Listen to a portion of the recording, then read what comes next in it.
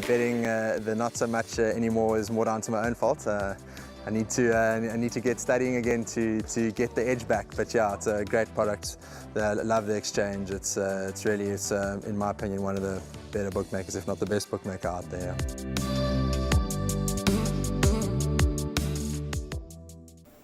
Race number 6 on the day, fillies and mares, 87 handicap over 1400 meters, 14:55 is the off time. It's a B-class event where the average rating is 84, so it is quite a competitive contest. And Twinkle Little Star is your 28-10 favorite, and we'll have a look at her when finishing second, and then an interview with Jabu Jacobs.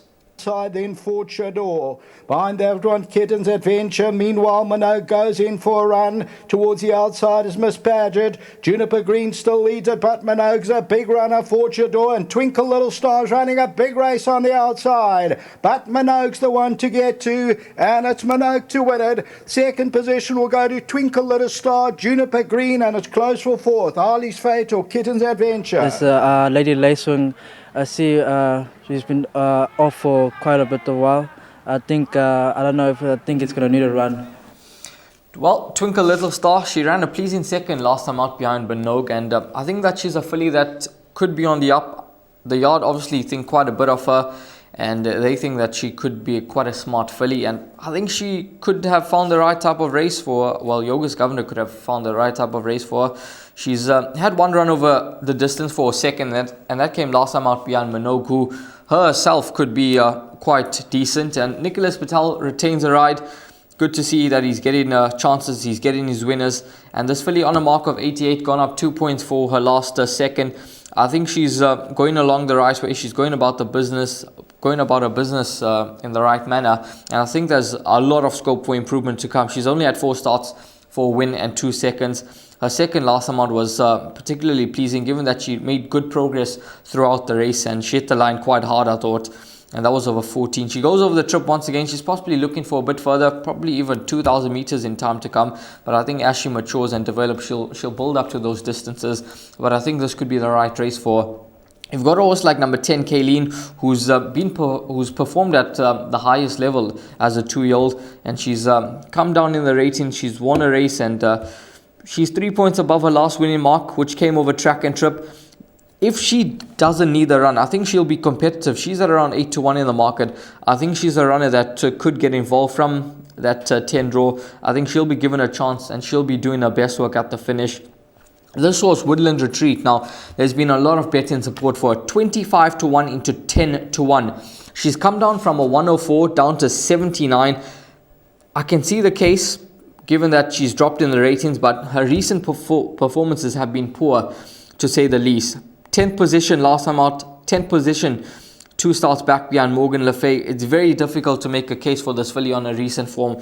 She's dropped in the ratings, but I think she needs to start shaping up in order to be able to give the guys more confidence. She jumps from barrier position 3. The blinkers are off. So let's see how she goes for the Michael Miller yard. There's a lot of support around her in the market, long shot support. So the guys are hoping for some improvement, and I'm sure that many have taken the places as well with number 3. You've got a horse like number 6, Epic View, who's a filly that I thought ran a very good race in the Devonair Stakes when running 4th behind Secret Identity. She ran on quite strongly, and then last time out maybe just needed the run over 1200 meters behind Get in the Queue. Moved up, reported tired on that occasion. I think she'll no doubt strip a much fitter horse for that run.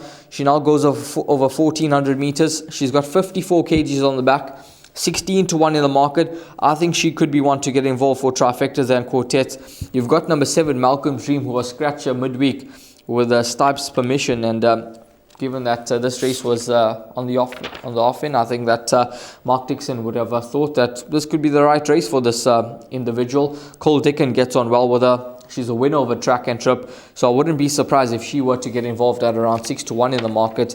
And then you've got the likes of Crazy Blues, who's a bit inconsistent. She's erratic, but she's definitely capable. Draw 1 will certainly help her. Red Roses 2, a filly that's in good form. She's knocking on the door. 2 wins from her last 4 starts. She'll be there at the finish. And then obviously number 3, Woodland Retreat, respect the support. But I think number 9, Twinkle Little Star, could just be the right horse in the race. I think she's got a lot of scope for improvement. She's a 3-year-old that's likely raced, only having 4 starts to date, and I think she could be a filly that goes on to achieve a few more things than what the field that she takes on could achieve. So she's going to be the top selection for me, followed by a horse like Kayleen, who at her best, she'll be very dangerous in this contest. Epic View, Malcolm's Dream, Red Roses 2, and even Crazy Blues, all horses to include into the mix. But I'll be with a 3-year-old daughter of Silvano, and her name is Twinkle Little Star.